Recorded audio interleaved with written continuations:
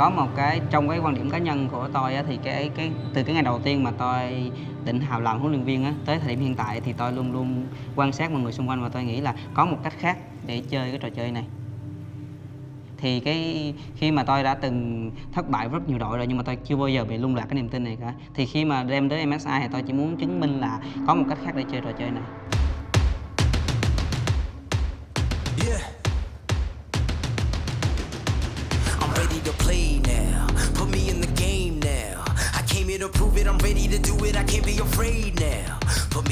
Now for the Gigabyte Marines, they absolutely smashed their region to earn their spot in the play-ins. What are our thoughts on these guys? To win in Vietnam and then face all of the other GPL regions and then smash all of that, like, these should be the absolute best team that we're sending here, and you can only have high expectations for them. I mean, with the way that they played against TSM, maybe it was TSM underperforming, but I have high hopes for the Gigabyte Marines with this crazy style. Before we played the Gigabyte Marines, to be honest with you, we didn't really know anything about them. We did preparation for them, but we thought that our main focus was going to be like the top teams, right? And the Gigabyte Marines really caught me by surprise because they played like a really different and unique play style, and on top of that too, they came out of nowhere and they just started beating top teams. And honestly, I was just shocked when we lost our first game to them. My time, none of you people can tell me to stop. Shark is going to body slam away, holds onto his flash for a very long time. Flash forward from Horsa, stretch line under the tower. The barrel slows down, once more, power, again, what? Do you really disrespect the top player so much that you don't think he's going to flash that? Hand over my crown. Gigabyte Marines, they are going ham! Optimus by for a target, Biofrost is down, 2-0, Gigabyte Marines! Look at the Nexus, the Marines take down TSM! And this is not an upset. I think the Marines came in with just the expectations that they would try their best, and regardless of what the result were, they would be proud in themselves because they not only do they work hard, but they do a lot of research and preparation. And as soon as they started taking games off of us, they felt even more confident that they can take games off of other regions. Phong cách chơi của GAM theo em thấy thì em có thể nói là người bên ngoài nhìn vào thì sẽ thấy GAM thi đấu rất là mạo hiểm và thiếu an toàn, và còn bên trong bọn em thì sẽ cảm thấy là bọn em thi đấu rất là chắc chắn bởi vì bọn em đã được luyện tập kỹ càng.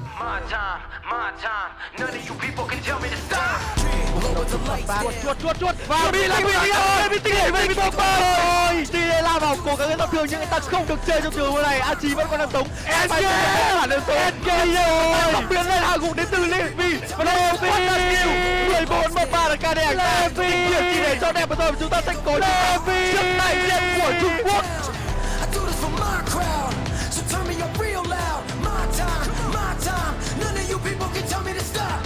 Here's the big thing, right? We had asked out of Gigabytes. We know that you can build early leads. We want to see you close one. Complete and utter domination here over the Chinese squad. We know what it takes to be reaching the top. My time. And we have to take a second to recognize where this team started coming into the tournament. Again, completely discounted from even the play-ins. People were saying there's no chance this team makes the groups, let alone competes in the groups. My time, none of you people can tell me to stop. My town, my crown, we know what it takes to be reaching the top. We're reaching the top. We're reaching the top. We know what it takes to be reaching the top. Oh, he's going. That Inferno Bomb is going to drop perks, a huge amount of damage. Mithy could be next, but it is Sven. That Mithy now expect this. They have overstayed their welcome in Gigabyte base. That's it. 40 minutes in, Gigabyte Marines turn on the afterburners and take down G2. Gigabyte Marines deserves to win this game 100%. Because they outplayed G2 basically 15 minutes forward. None of you people can tell me to stop. My time, none of you people can tell me to stop. My town, my crown, we know what it takes to be reaching the top.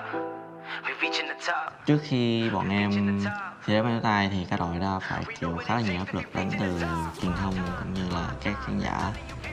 Sau khi giành được thành công ở mùa giải với tay thì các đội đã được mọi người để ý hơn, cũng như là những nghi ngờ về thực lực của các đội đã bị xóa tan đi. và khi đó cả đội cảm thấy rất là vui, và đặc biệt nhất là cả đội đã giảm tải đi những áp lực mà đã theo cả đội xuyên suốt 6-7 tháng mà cả đội đã phải chịu đựng.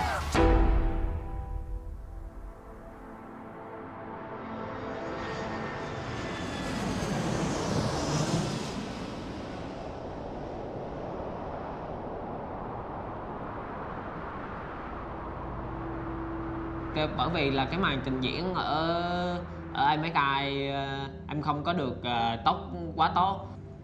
Em cảm thấy là nếu như mà em tốt hơn, thể hiện tốt hơn thì là GM có thể tiến xa hơn, như là đạt được top 3, top 4 vào được vòng sau hơn. Nhưng thì khi mà về tới nơi thì em cảm thấy rất là bứt rứt và em muốn giải tỏa stress của bản thân. Cái tâm của em lại là muốn thể hiện mình làm mình cái trong MSI là chỉ là do là mình là một người mới thôi, chứ bản thân của mình là vẫn có thể thể hiện được tốt hơn nữa. Nên em muốn thi đấu lại và muốn ở trong một đội tuyển mới, không phải là thành viên của GM, và thể hiện của bản thân mình thật là tốt nhất.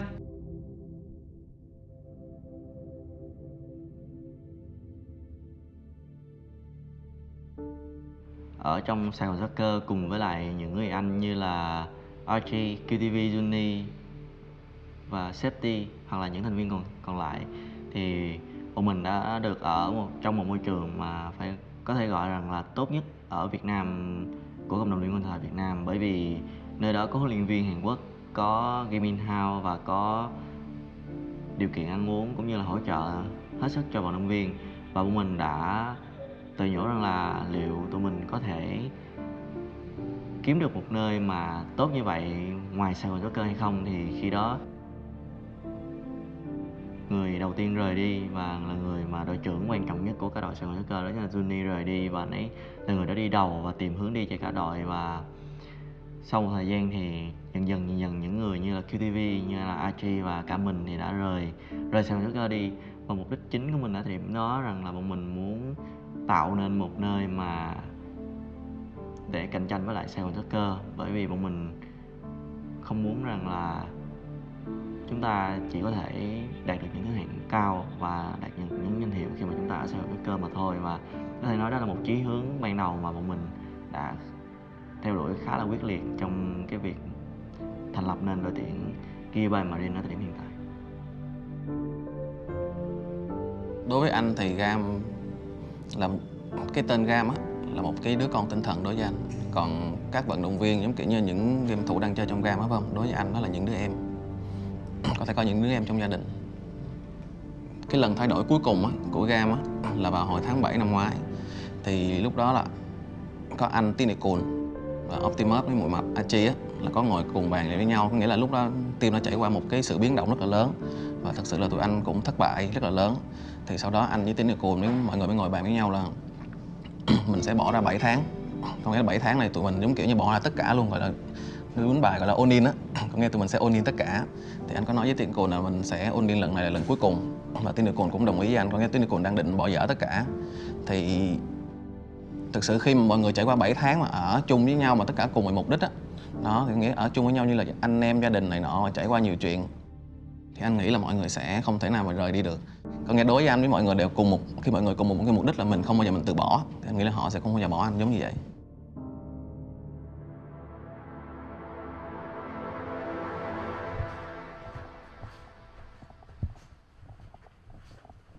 Mà nó phép bích Casadin tới 3 trận luôn nha, tới nó đánh 7 trận thì 4 trận bị ban Casadin, còn lại 3 trận là phép bích Casadin luôn. Phép bích là cái lượt thứ 2 team 2 chứ không phải team 1 nha. Tức là team 2 mới giờ bích Casadin này luôn á. Thì mình có thể flag mình đánh Casadin lại cũng được. Ủa mà sao phải ban vào đó tiếng ngắt? Thì nó sẽ đánh Jihin. Nó sẽ đánh Jihin. Chỉ nhớ là lúc mà vô bụi mà gặp nó đứng chặn á thì mình sẽ quất cái lồn. Mình quất cái lồn xong rồi Levi nó sẽ đồng lên cover. Tức là mình không có được dùng một cái nhịp nào cả, tại vì mình biết là Levi nó sẽ ngay lên nó cover liền luôn. Rồi. I know this is not the squad you guys saw at home, dominating the play-ins, really taking it to the world's best team. However, every single piece of information we have been able to receive is this is still a super team. As far as the GPL goes, this was the team that was put together to dominate Vietnam, historically the best region going into the GPL, and I'm certainly looking forward to seeing if they can continue to impress. Yeah, and what's going on with the roster here? There's been a roster swap. We have Sayad, their substitute, coming in as the support for Gigabyte Marine. Yeah, we've got Archie going back into the top lane, which is what he played historically for the Saigon Jokers.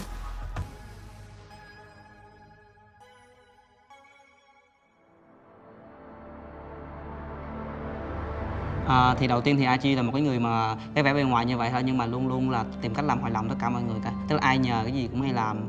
Rồi nếu mà giống như là luôn luôn tỏ ra có vẻ thờ ơ, nhưng mà nếu như mà team có một người nào đó mà buồn á thì chắc chắn sẽ là người tới an ủi, động viên. Tức là Archie luôn luôn, thật ra Archie mới giống như là mẹ với cha của team vậy. Archie là một người đã thay đổi rất là nhiều vị trí, thì cũng giống như cái cách mà tôi miêu tả anh ấy ngoài đời vậy. Anh ấy luôn luôn cố gắng làm hài lòng tất cả mọi người. Thì anh ấy chơi từ xạ thủ, hỗ trợ rồi đi lên đường trên, tức là bất kỳ khi nào mà team cảm thấy bị thiếu thốn gì thì Archie luôn luôn tìm cách bù đắp cho mọi người và quên đi cái việc mà cái thiệt thòi của bản thân mình. Tức là cái việc mà Archie phải liên tục đổi vị trí như vậy á, là rất là thiệt thòi cho anh ấy, và anh ấy nhận được bị rất nhiều chỉ trích ở bên ngoài. Thì nhưng mà vấn đề tôi luôn luôn tin là Archie là người chơi hay nhất ở Việt Nam, và tôi cũng khẳng định là cái ngày mà Archie không còn thi đấu chuyên nghiệp nữa thì tôi cũng không còn làm huấn luyện viên ở Việt Nam nữa. Cái thời mà Archie nó khoảng chừng đó 4-5 tuổi á, thì chú cũng như là đi làm, mà mẹ nó cũng đi làm, không ai coi nó. Chú mới mình sợ nó đi này đi nọ, bắt đầu chú mới cho ở ngoài tiệm cái game mà băng, bắt đầu gửi nó ta chơi, sợ nó đi vòng vòng. Thời đó cái phong trào xì ke nó ghê lắm, mấy đứa nhỏ nó dụ nó mua xì ke đó, chú mới sợ. Là con biết không, mà nó giỏi lắm, nó đấu giỏi. Kêu Archie á là bây giờ bạn chỉ ngồi đây đánh cho mình thôi, là mình bỏ tiền ra đấu với Hà Nội, là coi như ở ngoài ngoại á, là đấu là coi như là thí dụ là số tiền đó là như 50 triệu. Thí dụ bạn chỉ ngồi bạn đấu cho mình thôi, rồi thí dụ thắng thì mình cho bạn tiền, vậy đó là vậy. Rồi mà nó giỏi lắm á, con biết không, thành thử ai cũng mến nó trơn. Long có một thời đi cái Thượng Kiều Plaza, không biết là Thượng Kiều Plaza không? Ngay quận 5 á, chú với cô với nó đi, nó còn nhỏ, nó khoảng chừng 11, 12. Chú có dắt lên đó chơi, nó game mà nó gì thấy cái chỗ game rồi đó, nó cũng thích lắm, nó đứng lại liền, nó đứng ra vô, mà chú muốn đi đâu đi mua đồ tại nó cái nó ngồi. Bắt đầu có một thằng quận 5, thằng đó cũng dữ lắm nha, có tiếng nha. Bắt đầu nó vô, bắt đầu hai thằng đấu, nó đấu vậy. Bắt đầu chú ngồi chứ đứng sao, chú coi hai thằng đấu làm sao, và thằng quận 5 thằng quận 10. Bắt đầu chú dòm, nó quýnh cái thằng kia, nó quýnh thằng kia xanh mặt luôn. Cái thằng này không biết này ở đâu, nó dòm lại thằng này ở quận 10, thằng này ở đâu nó quắc à. Quýnh thằng đó là cũng như là chân hững luôn. Rồi chú thấy bắt cười rồi, thằng này là không có cửa gì ra chi. Bởi tôi nói thời đó biết là con mình nó có khiếu rồi.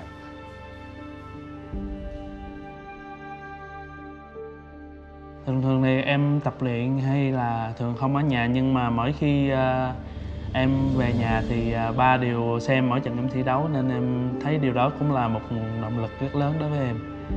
Vì ba đã bỏ thời gian xem em thi đấu vào mỗi tuần, nên em rất quý điều đó. Mẹ thì không hiểu rõ về game lắm, nhưng mà cũng có hỏi ba là con mình đánh thắng hay thua, rồi đánh như sao, rồi mẹ cũng quan tâm, nên em rất là cảm kích về điều này. Gigabyte Marines are going to pick up the first game. They will be able to pick it up against the Direwolves, the first team from the GPL, getting their win in their home crowd, and in fantastic fashion as well. From what was an even game, just suddenly broke down right at the end.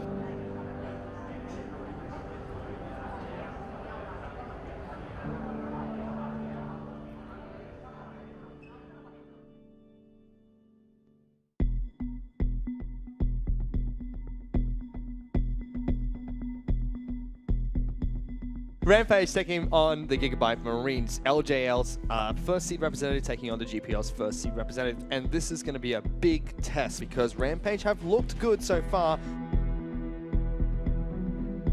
I think it started 4 or 5 years ago when we were like no professional gaming team. I was asking on Reddit like screen partners, like basic stuff that amateur teams has problems with. So Dan Tinnikun-san, or Tinnikun, contacted me and told me that he can help us a lot with like screen partners and connections and the knowledge of how to make a gaming team. We started to be like more like friends, but after like 2 or 3 years, we didn't actually talk for 2 years. The last year when Rampage won the Japanese tournament, then TiniKun contacted me again that he knew again that I was still running Rampage.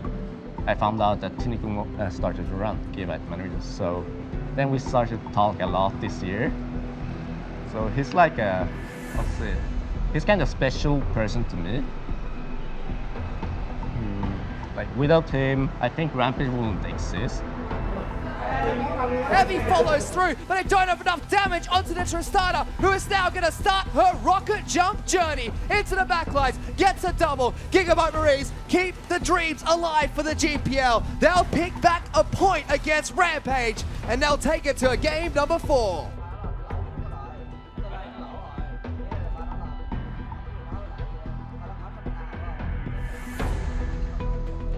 Em cảm thấy lối đánh của em rất là hùng bạo và mọi người đều có kỹ năng cao, rất là tự tin.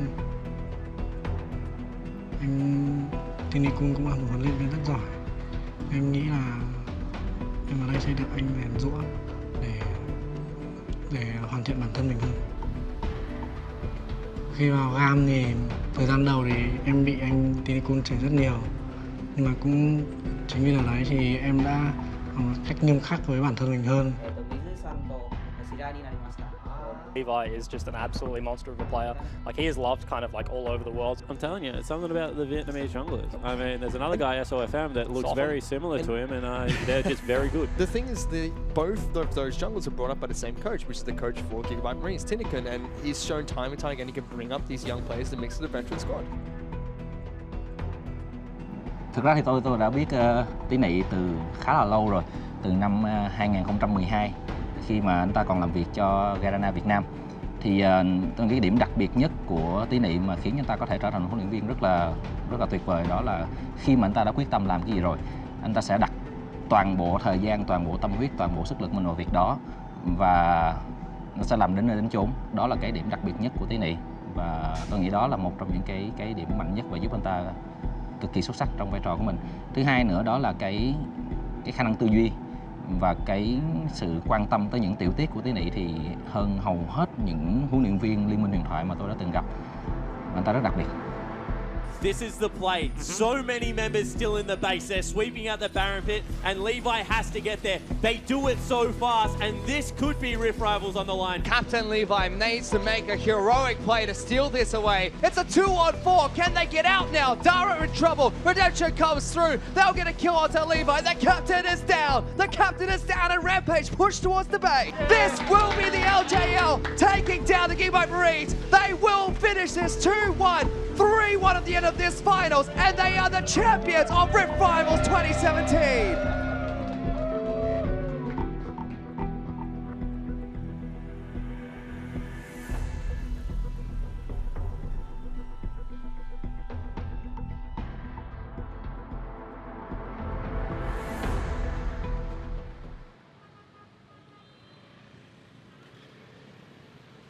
Kể từ MSI thì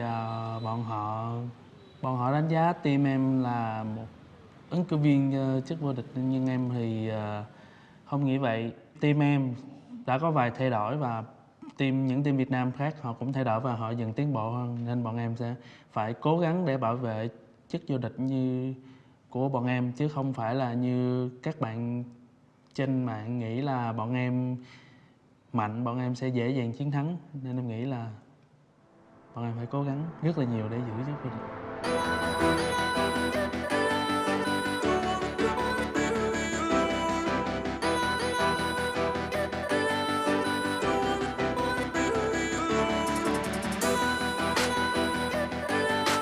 Sau khi kết thúc cái giải MSI thì Levi và Optimus cũng như là các bạn trong team cũng như là TiniKun là được các team ở thế giới được offer rất nhiều, cũng như là đưa ra những điều kiện đãi ngộ rất là tốt.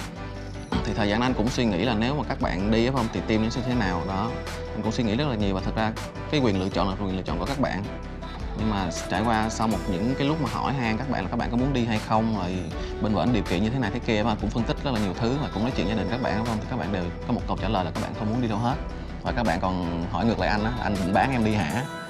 Đó, anh chỉ mới ra đưa ra những cái có một số team này đó không đang định mua em này nọ các kiểu không, là các bạn đã hỏi ngược lại anh định bán em đi hả? Giống như tiếng Nippon cũng vậy. Anh có một câu anh thích nhất ở tiếng Nippon á. Tiếng Nippon nói là cho dù ngày hôm nay tao ở đây, tao không biết là tao có được trả lương bao nhiêu hay không, nhưng mà tao chỉ biết một điều đó là khi mà tao đã ở đây thì có ngày mai tao có chuyện gì phải không, anh Linh không bỏ tao. Đó là câu anh thích nhất ở tiếng Nippon. Thì trong cái suốt quá trình mình huấn luyện Giga Marine á, thì nói với khoảng khách mà tự hào á, thì thật ra là khi mình thi đấu ở MSI hay là khi mà vô địch ở JBL á, mình cũng không có cảm thấy hài lòng hay là tự hào. Thậm chí là khi mà thi đấu như vậy ngay trên sân khấu cũng quay qua nói chuyện với Optimus là tại sao mà không cảm thấy gì hết cả. Nhưng mà cái giây phút mà mình cảm thấy tự hào nhất ấy, là cái thời điểm mà cái anh quản lý đội ấy, anh Linh ấy, anh ấy đăng một cái dòng trạng thái trên Facebook là chúng ta là nhà vô địch, thì mình cảm thấy rất là tự hào. Tức là chỉ là vô địch Việt Nam thôi. Tại vì tức là cái điều đó khiến cho anh quản lý rất là vui. Tức là cái nguyên nhân mà cảm thấy tự hào là bởi vì anh quản lý chính là người gọi mình quay lại trở thành huấn luyện viên của đội tuyển. Tức là anh ấy đặt hết niềm tin cho mình luôn. Và khi mà mình cảm thấy là mình không phụ lòng cho anh ấy thì mình cảm thấy tự hào. Tức là thời điểm duy nhất mình cảm thấy tự hào.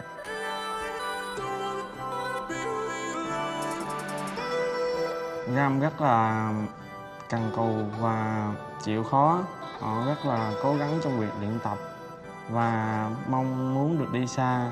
Họ rất bỏ ra nhiều thứ như là gia đình, bạn bè, bạn gái, người thân. Họ bỏ qua để được có một ước muốn được đi xa và thực hiện được ước mơ mà họ thích. Khi nhìn được những cái đó từ họ và họ đạt được những thành quả ấy thì càng khiến em có một mong muốn là vào GAM và cùng tụi ảnh để thực hiện được ước mơ. Nó đặc biệt hơn những đội khác. Khi là các bạn đã vô GAM thì không phải các bạn là một vận động viên được tụi anh trả lương để thi đấu, mà các bạn đã vô GAM có nghĩa các bạn phải đặt mình vào vị trí của GAM, có nghĩa tất cả mọi người cùng ở chung mục đích. Có thể các bạn phải bỏ qua những cái lòng tự trọng hay bỏ qua tất cả những cái tự tôn của các bạn để hòa chung vào một thực thể là GAM. Em nghĩ là ở trong team thì mỗi người mỗi tính, nhưng mà em đang cố gắng kết nối mọi người lại với nhau như là anh em vậy. Và GAM đại diện cho tinh thần chuyên nghiệp, đoàn kết và đam mê. Em nghĩ là như vậy. Cách đây một năm thì không có ai tưởng tượng được là GAM có thể đi được chung kết thế giới. Nhưng mà hiện giờ thì GAM đã giành được một cái lợi thế ở MSI và giành được một cái suất trực tiếp đi chung kết thế giới cho khu vực của mình. Thì cái này là cái thứ mà một năm trước rất ít người có thể tưởng tượng được. Thì tôi muốn cho bản thân tôi cũng như tất cả những cái thành viên trong đội á, sau khi mà tham gia vào GAM sau này có thể làm công việc khác ấy, cũng có thể nhìn thấy được là cái cơ hội trong cuộc sống của mình nó sẽ có khi mà mình cố gắng quyết tâm được.